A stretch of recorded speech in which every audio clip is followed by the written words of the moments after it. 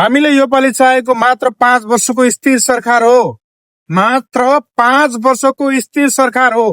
चाहे माओवादीको होस्, चाहे एमालेको होस्, चाहे कंग्रेसको होस्, हामीलाई फरक पर्दैन। योपालि हामीले विकास खोजेको छैन।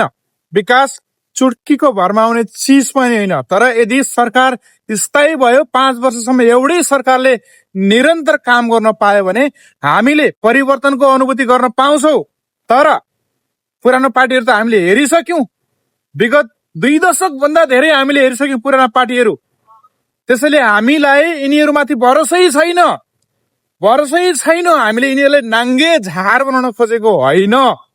याद गर्नु होला, हिजोको हामी माओवादी हो, हिजोको हामी कंग्रेस हो, हिजोको हामी एमाले सबै हो हामी।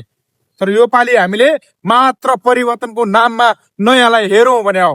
बार बार पुरानलाई हेरौं, योपालि नयाँलाई हेरौं। मात्र स्थिर सरकारको लागि गर्न सकेन भने फेरि यो सरकार कंग्रेसलाई जिम्मा दिउँला, एमालेलाई जिम्मा दिउँला। सहमति हुनुहुन्छ?